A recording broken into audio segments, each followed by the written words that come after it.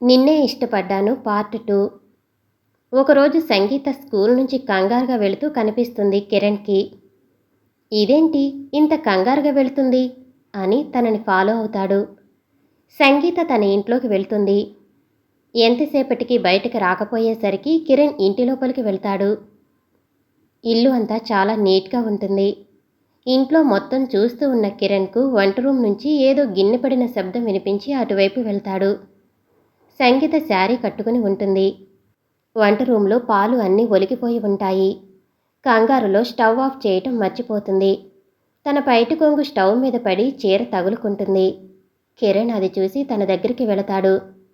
ఏంటి ఏదో కాలుతున్న వాసన వస్తుంది. సంగీత, నీ పైటి కొంగుకు నిప్పు అంటుకుంది అని కిరణ్ అంటాడు. వాయిస్ వచ్చిన వైపు చూస్తుంది సంగీత. సడన్గా తన మీద వాటర్ పోస్తాడు కిరణ్. వాటర్ తన మీద పడటంతో ఉలిక్కిపడింది సంగీత. ఏయ్, నువ్వేంటిక్కడ అని కిరణ్ని అడుగుతూ అడుగు ముందుకు వేస్తుంది. నేల తడిగా ఉండటంతో జారి కింద పడిపోతుంటే పట్టుకుని తన వైపుకు లాగుతాడు కిరణ్. ఇద్దరూ ఒకరి మీద ఒకరు పడతారు. ఇద్దరూ ఒకరి కళ్ళల్లోకి ఒకరు చూసుకుంటూ చాలాసేపు అలా ఉండిపోతారు. ముందుగా తేరుకున్న కిరణ్, సంగీత, నా మీద నుంచి లేస్తావా, బరువుగా ఉన్నావు అంటాడు. సంగీత పైకి లేస్తుంది. అయినా నువ్వేంటిక్కడ, ఎందుకు వచ్చావు? నీ చీరకు నిప్పు అంటుకుంటే ఆర్పటానికి వచ్చాను అని వెటకారంగా చెబుతాడు కిరణ్. ఏంటి జోకా? ఇప్పుడు నేను నవ్వాలా? ఏ, నవ్వు రావటం లేదా? తల అడ్డంగా ఊపుతుంది సంగీత. చూడు, నీ వల్ల నా చీర అంతా తడిసిపోయింది. నీకు అసలు సెన్స్ లేదు అని తిడుతుంది. పోనీలే అని హెల్ప్ చేస్తే నన్నే తిడతావా? తిట్టక ముద్దు పెట్టుకోవాలా? నువ్వు పెట్టుకుంటాను అంటే నేను అడ్డు చెబుతానా అని అల్లరిగా తనని చూస్తూ చెబుతాడు కిరణ్. ఏయ్, ఏమనుకుంటున్నావు నా గురించి? నేను ఏమీ అనుకోవటం లేదే. ఛీ, నీతో మాట్లాడుతున్నాను చూడు, నాకు అస్సలు బుద్ధి లేదు. కరెక్ట్, ఇప్పటికైనా తెలుసుకున్నావు. ఏంటి? నీకు బుద్ధి లేదని. వీళ్ళిద్దరూ ఇలా గొడవ పడుతూ ఉంటే బెడ్రూమ్లో నుంచి చిన్నపిల్లవాడి ఏడుపు గొంతు వినిపిస్తుంది. సంగీత అక్కడి నుండి బెడ్రూమ్ వైపు వెళుతుంది. ఇదేంటి చిన్నపిల్లాడి ఏడుపులా ఉందే అనుకుని కిరణ్ కూడా అటువైపు వెళతాడు. అక్కడ సంగీత బాబుకు పాలు పడుతూ కనిపిస్తుంది కిరణ్కు. తనను అలా చూసి షాక్ అయి ఉండిపోతాడు కిరణ్. అక్కడ ఒక్క నిమిషం కూడా ఉండలేక వచ్చేస్తాడు కిరణ్. కిరణ్ కళ్ళల్లో నుంచి నీళ్లు. చాలా బాధపడతాడు. బాబుకు పాలు ఇచ్చి వచ్చిన తర్వాత కిరణ్ కోసం చూస్తుంది సంగీత. కానీ అతను లేకపోయేసరికి వెళ్ళిపోయినట్లు ఉన్నాడు అనుకుంటుంది. కిరణ్కు మనసంతా గందరగోళంగా ఉంటుంది.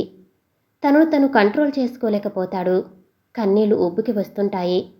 కారు నడుపుతున్నాడే కానీ తన ధ్యాస అంతా సంగీత మీదే ఉంది.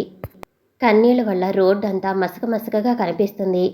ఎదురుగా వస్తున్న కారును గుద్దపోయి త్రుటిలో తప్పించుకుంటాడు. ఎదురుగా వస్తున్న కారు అతని పక్కకు తిప్పబోయి చెట్టుకు గుద్దుకుంటాడు. అతనికి గాయాలు అయితే కిరణ్నే హాస్పిటల్లో జాయిన్ చేస్తాడు.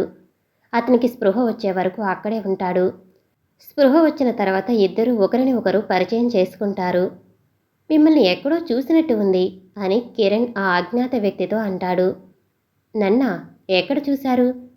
అదే గుర్తు రావటం లేదు. కొంచెంసేపు ఇద్దరూ మౌనంగా ఉంటారు. కిరణ్ అతనితో, మీ కారును సర్వీసింగ్కి ఇచ్చాను.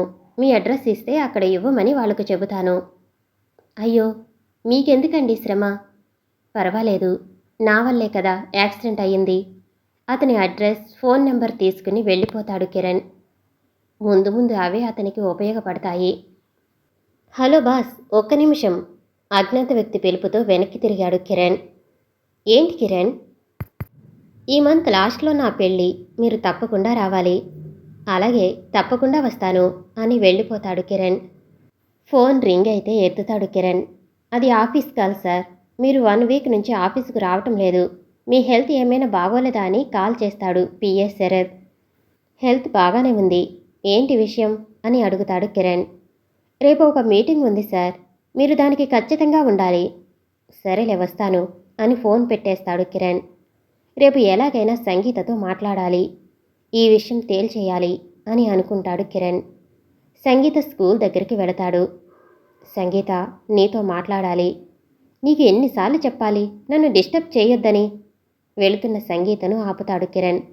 నువ్వు ఇలా చెబితే నా మాట వినవు అని తనను ఎత్తుకుని వెళ్ళి కారులో కూర్చోబెడతాడు. సంగీత కారు దిగబోతుంటే దిగావనుకో చంపేస్తాను అని కత్తి చూపిస్తాడు. సంగీత ఏం మాట్లాడకుండా అలాగే ఉండిపోతుంది. కారు ఎవరూ లేని ప్రదేశానికి తీసుకుని వెళ్తాడు. తను దిగి సంగీతను కూడా దిగమంటాడు. తను దిగుతుంది. ఎందుకు నన్ను ఇక్కడికి తీసుకుని వచ్చావు? ఆ బాబు ఎవరు? నీకు అనవసరం. నాకే అవసరం. ఎవరు పిల్లవాడు? నా పిల్లోడే. ఏంటి? మళ్ళీ చెప్పు. నువ్వు నిన్న మా ఇంట్లో చూసిన బాబు నా పేగు తెంచుకుని పుట్టిన నా బిడ్డ. అంటే నీకు పెళ్ళి అయిందా? అవును.